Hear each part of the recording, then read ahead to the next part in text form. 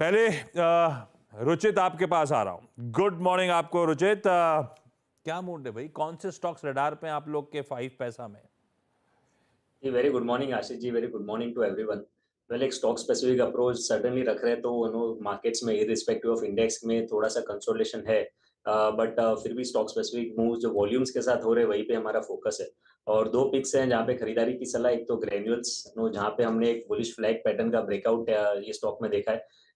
जून के पहले सप्ते में प्राइस ब्रेकआउट था अच्छे वॉल्यूम्स के साथ, फिर एक कंसोलिडेशन और फिर से अप ट्रेंड के continuation. So I think structures काफी स्ट्रॉन्ग है स्टॉक में, अप ट्रेंड के रिजम्पशन, अप ट्रेंड के कंटिन्यूशन के लिए। तो करंट लेवल्स पे 477 के स्टॉप लॉस है, ग्रेन्यूल्स में खरीदारी की सलाह रहेगी 512 के अराउंड के टारगेट्स के लिए। और कहीं ना कहीं रेलवेज की जो थीम है वो हम एक्सपेक्ट कर रहे हैं कि नियर टर्म में फिर से एक पॉजिटिविटी तरफ पिकअप हो सकती है, क्योंकि जो करेक्शंस से ये इलेक्शंस के रिजल्ट्स के आसपास वो सभी करेक्शंस में स्टॉक में एक जो ओवरबॉट मोमेंटम रीडिंग्स है वो कूल ऑफ हो गए। और लगभग ज्यादातर स्टॉक्स ने अपने 100 दिन के मूविंग एवरेज के आसपास एक सपोर्ट बेस बना के फिर से अप ट्रेंड का रिजम्पशन कर रहा है। तो Ircon International within the space no, यहाँ पे रिस्क रिवॉर्ड रेशियो अभी भी फेवरेबल लग रहा है कि जहाँ पे आज 278 का रेजिस्टेंस का ब्रेकआउट हुआ है, तो यहाँ पे 276 के स्टॉप लॉस से इरकॉन में भी खरीदारी की सलाह रहेगी। यहाँ पे 306 के अराउंड के टारगेट स्टॉक में एक्सपेक्ट करें। ओके, इरकॉन पे 284.50 पे आपका बाय कॉल, आपने कैश स्टॉक पे फोकस किया। अमोल जी गुड मॉर्निंग, आपका ट्रेड? जी नमस्ते। मुझे एक डॉक्टर रेड्डी अच्छा लग रहा है पोजिशनल पॉइंट ऑफ व्यू से।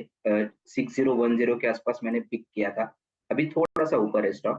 पोजिशनली टारगेट्स निकल के आ रहे हैं 6230 और 6250 के, और स्टॉप लॉस है उसका 5900 का।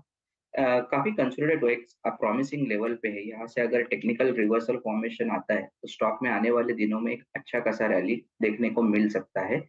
दूसरा, मुझे आईटी जैसे आज आउट परफॉर्म कर रहा है, तो मैं आईटी भी एक चूज करूंगा, ट्रेंड के साथ जाना चाहूंगा। तो मैं एक एचसीएल टेक के साथ जाना चाहूंगा पोजिशनल पॉइंट ऑफ व्यू से। 1460 के आसपास चल रहा है, पोजिशनली भी टारगेट निकल के आ रहे हैं 1535 1550 के, और स्टॉप लॉस है उसका 1427। काफी ओवरसोल्ड था, फिर रिवर्सल भी शार्प हुआ और उसके बाद consistently stock higher bottom formation में है। तो चार्ट्स ये बता रहे हैं कि अभी भी स्टॉक में अपसाइड पोटेंशियल है और आने वाले दिनों में ये 1535 और 1550 तक जाने के पूरे चांसेस। दो दिग्गज अमोल के रडार पे, डॉक्टर रेड्डीज लेबोरेटरीज और एचसीएल टेक्नोलॉजीज। चलिए मैं रिकैप करूंगा ये जो पिक्स आई एक्सपर्ट्स की। शिल्पा जी, बढ़िया सुबह से आप ट्रेड्स दे ही रहे हो। इस समय 10 बजे आपका प्रिफर्ड आइडिया या प्रिफर्ड आइडियाज कौन से मैम?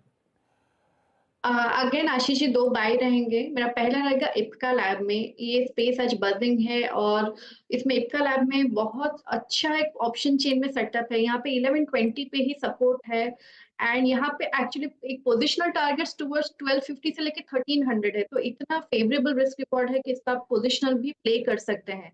तो इप्का लैब के फ्यूचर्स अभी अराउंड 1130 टू 33 पे है।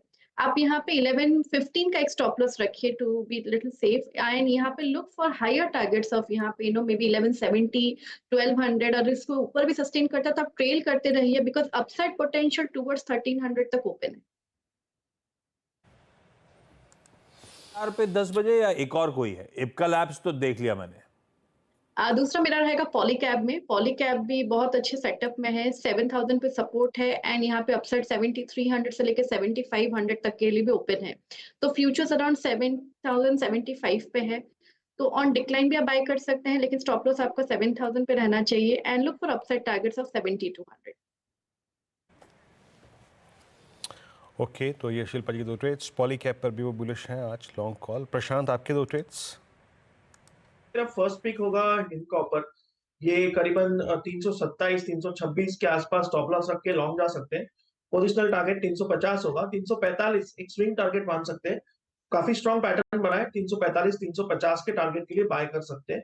नेक्स्ट पिक होगा बैंकिंग से इंडसइंड बैंक। हिंद कॉपर एक बेस बना रहा है और इंडसइंड बैंक अगर हम देखें एक ब्रेकआउट की कगार पे, तो यहाँ पे स्टॉप लॉस रखेंगे 1510 1510, और यहाँ पे मेरा टारगेट होगा 1570 से लेके 1580, 1570 1580 का। भाई साहब, ये हैं बढ़िया से 8 ट्रेडिंग आइडियाज आज सुबह के। ग्रैन्यूल्स इंडिया और इरकॉन दोनों खरीदारी करने के कॉल रुचित की तरफ से, अमोल साहब के डॉक्टर रेड्डीज और HCL tech preferred idea, Shilpa ji Ipca labs और साथ साथ पॉलीकैब पे दाव लगा रही हैं और सावंत साहब कह रहे हैं हिंदुस्तान कॉपर और इंडसइंड बैंक पसंद आता है। यह है इस समय के 10 के दमदार ट्रेड्स। लेकिन आज हम 10वें अंतर्राष्ट्रीय योग दिवस को सेलिब्रेट कर रहे हैं। सुबह से चैनल का मूड माहौल आपने बदला हुआ देखा है। कितने सारे विजुअल्स आपको देश दुनिया से योग करते हुए लोगों का हमने दिखाया है। अरे आपके लिए तो मैंने सुबह योग करके दिखाया। वीरू आपने अब तक नहीं दिखाया? नहीं, मैं बीते 1 साल से योगा नहीं किया आशीष। जिम बीते 1 साल से योगा नहीं किया और इसका कारण था कि मैं एक ट्रेनर ढूंढ रहा था, मिला ही नहीं। सही बताऊँ तो ट्रेनर ढूंढ रहा था, मिला ही नहीं। आइए बॉम्बे आइए। ये बताऊँ आशीष, योगा आप खुद करिए और ट्रेनर के साथ करिए, ज़मीन आसमान का फ़र्क होता है, ज़मीन आसमान का।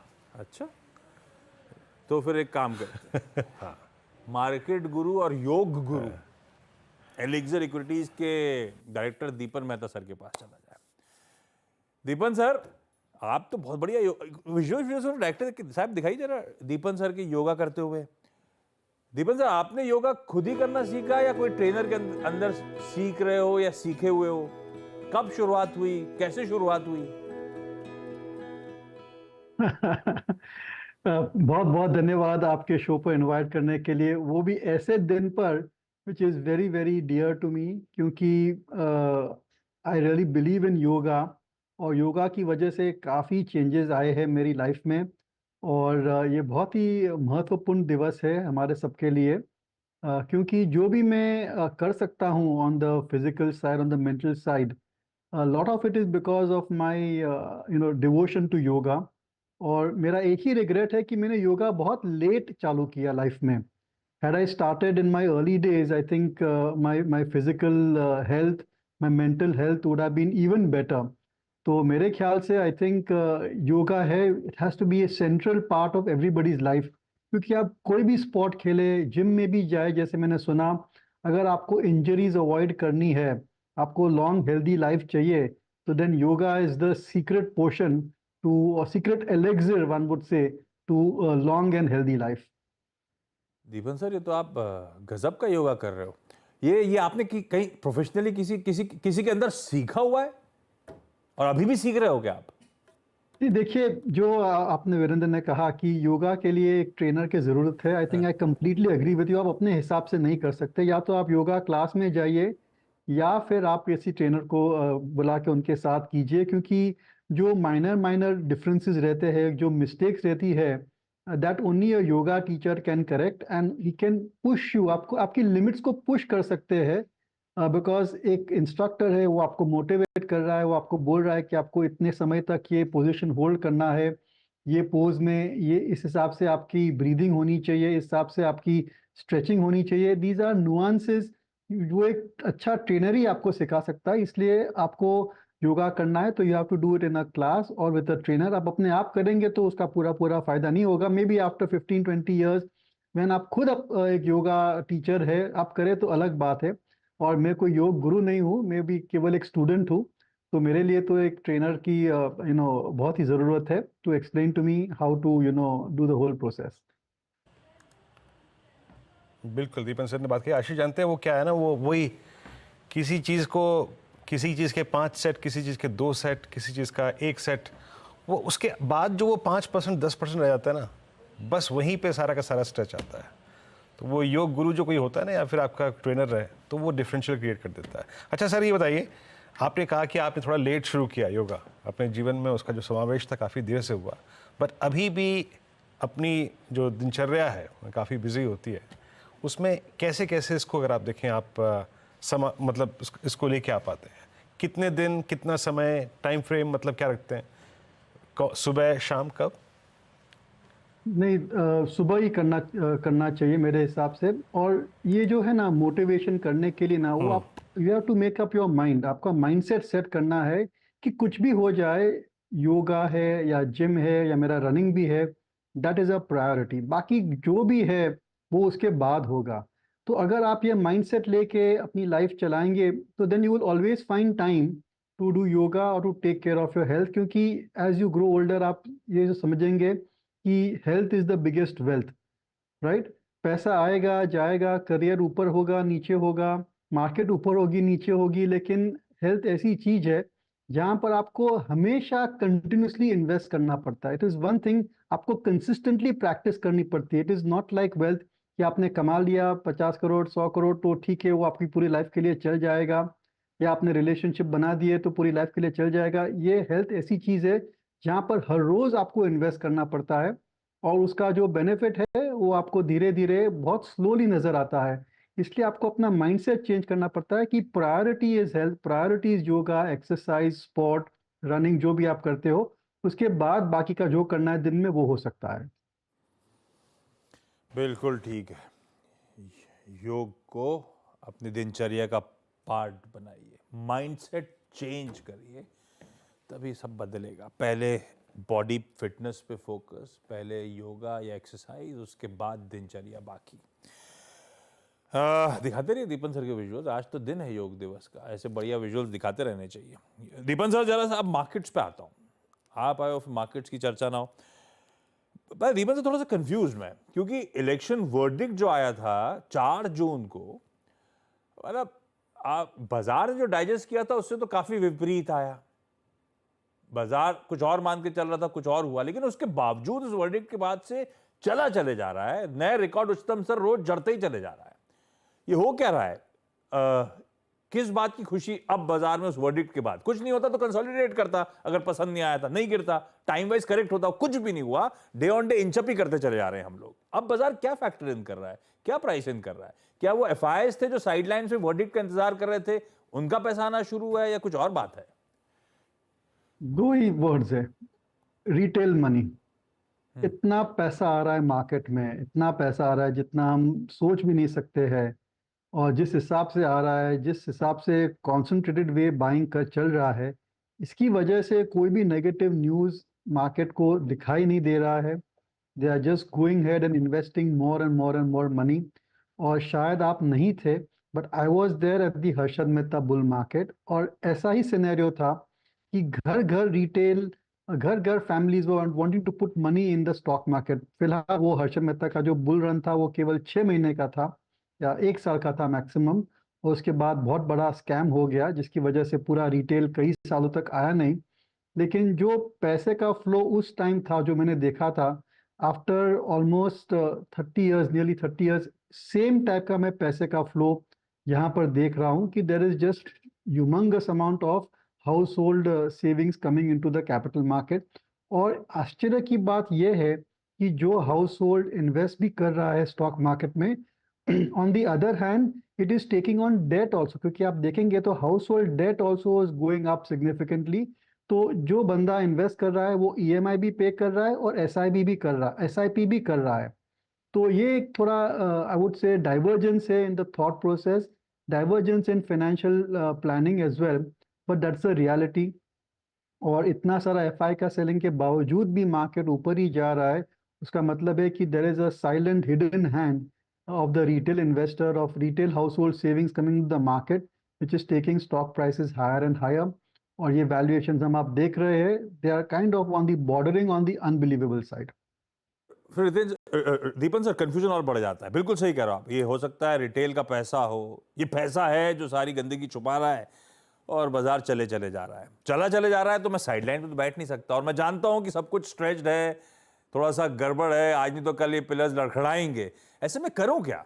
आप कैसे अप्रोच रख रहे हो? आप अभी भी फुली इन्वेस्टेड हो मार्केट्स में? क्या पोर्टफोलियो को रीजेक्ट करके कुछ सेफर साइड्स में बेट करना शुरू कर दिया आपने? और अगर हाँ, तो ये सेफर साइड्स क्या होती हैं बाजार में इस समय? क्या नजर आ रहा है आपको safe?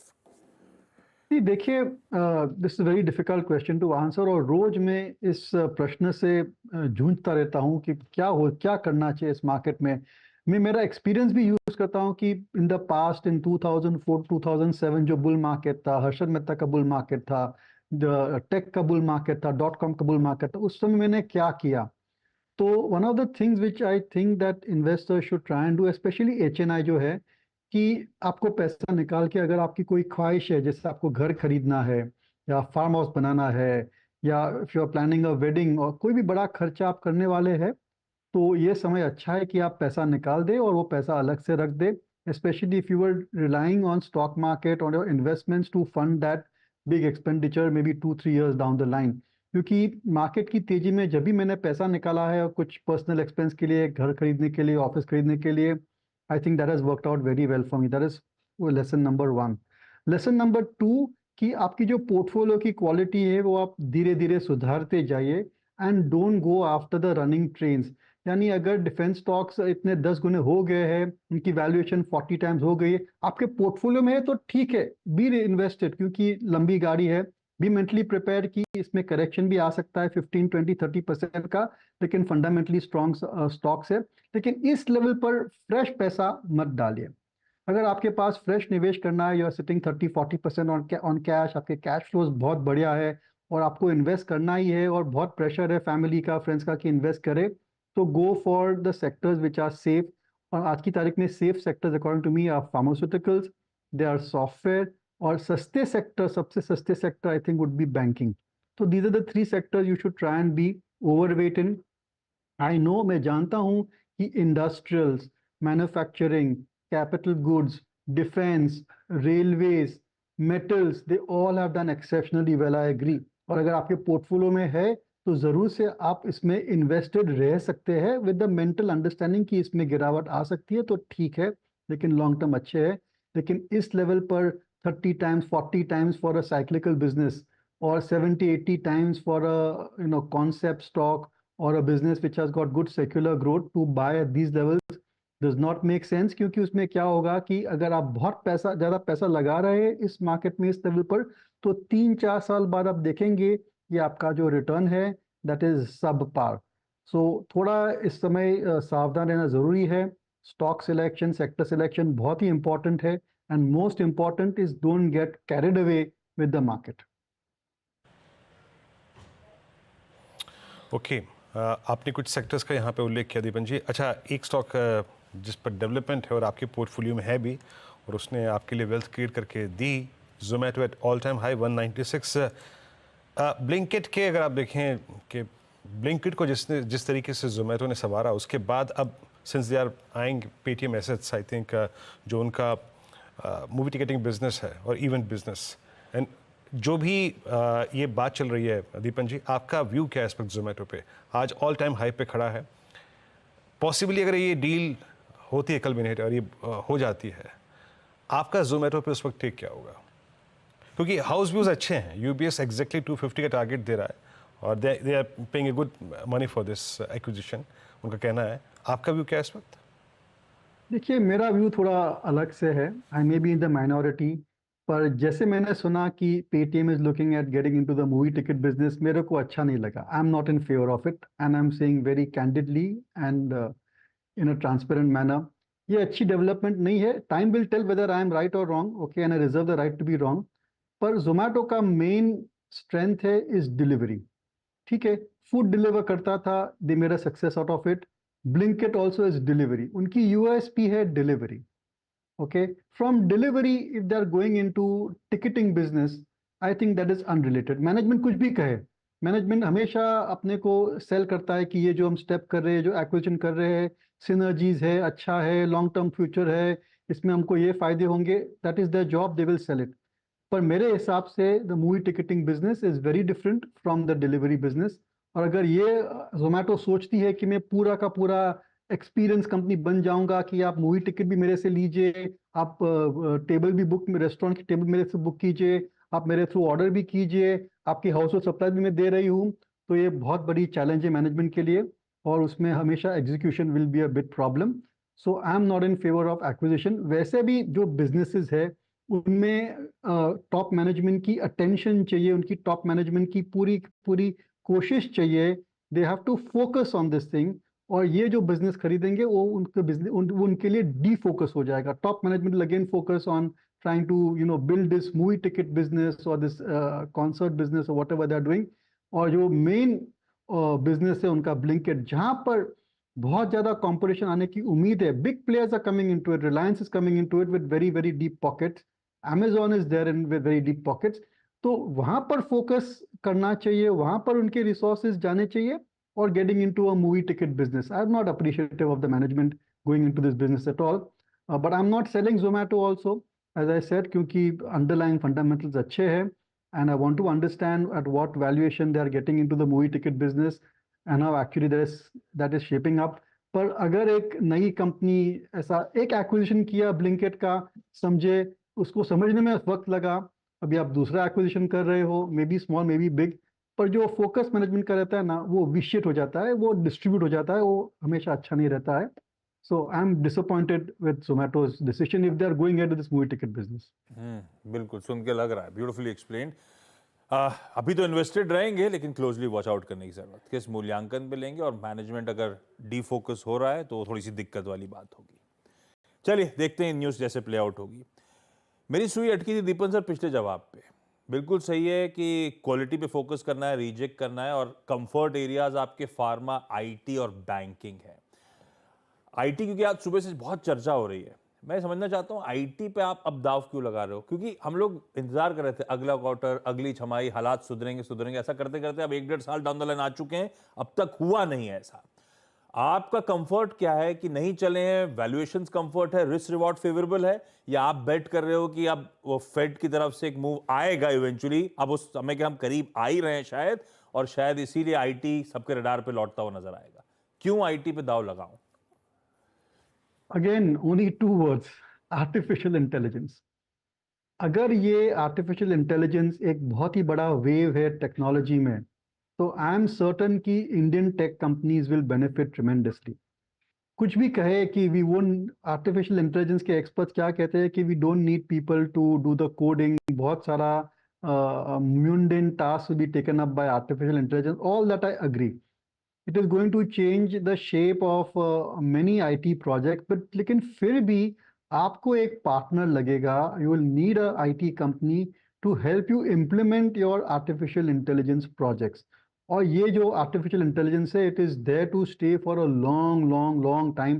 It is like the shift we went from physical to online, from from when internet came. जब internet आया तो उस हिसाब से, जिस हिसाब से investment करना पड़ा companies को, and how they had to change and remodel the business, something similar, maybe not to the same extent, लेकिन ऐसा कुछ similar हो सकता है जब artificial intelligence becomes very big and central to the business. और artificial intelligence को manage करने के लिए, उसको implement करने के लिए, you will need Indian IT companies, and Indian IT companies have the talent pool, और वो fast develop कर रही है. They are retraining their existing resources to be experts in artificial intelligence, and that I think can be a big growth engine for software companies. और इसी वजह से हमारा व्यू पॉजिटिव है. देखिए, of course, if US economy starts to do well, Europe starts to do well, overall tech spending goes up, it is great, but this could be like a trigger which may be required and which can take the earnings जो अभी तक flat थी.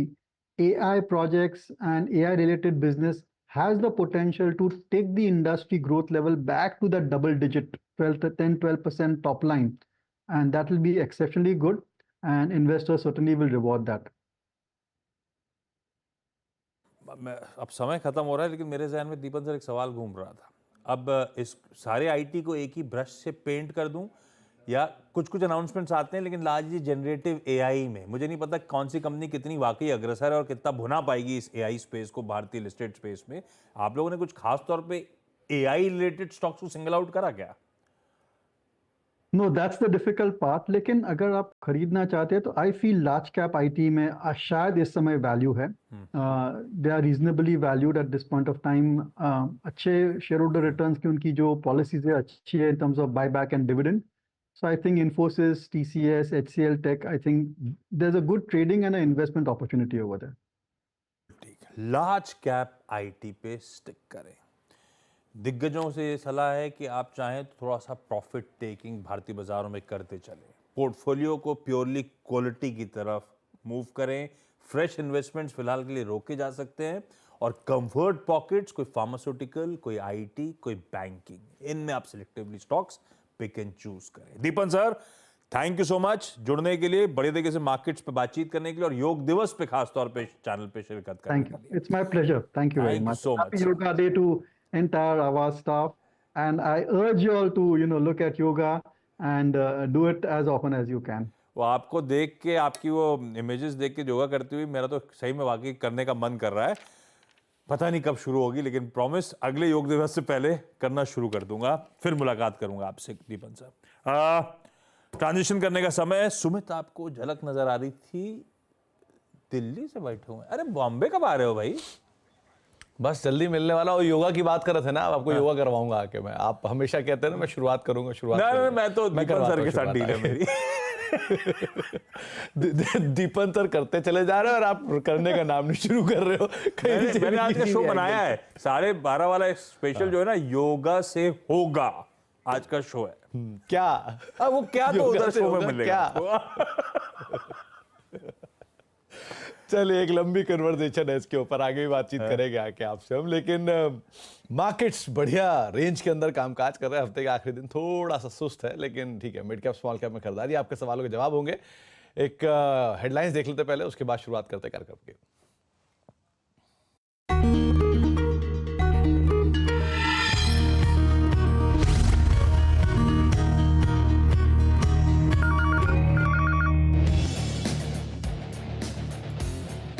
Record ऊंचाई पर खुलने के बाद बाजार में ऊपरी स्तरों से मुनाफा वसूली। निफ्टी ऊपरी से करीब 75 अंक फिसला। एचडीएफसी बैंक की कमजोरी ने निफ्टी बैंक को बनाया दबाव, लेकिन mid cap small cap index ने ऊंचाई पर।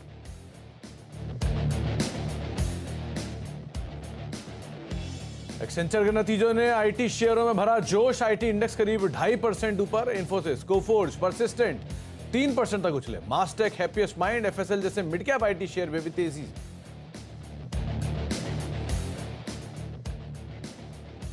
बजट से पहले रेलवे शेयरों में तेजी का इंजन। रेलटेल 12% ऊपर। आरवीएनएल, आईआरएफसी, आयरकॉन करीब 5% तक उछले।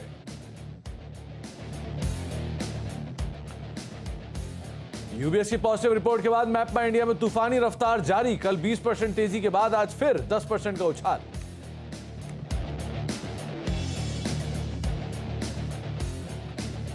और दुनिया मना रही है 10वां योग दिवस। कश्मीर से कन्याकुमारी तक देश में योग उत्सव। श्रीनगर में प्रधानमंत्री मोदी बोले, तेजी से बढ़ रहा है योग इकोनॉमी, योग विद्या नहीं विज्ञान।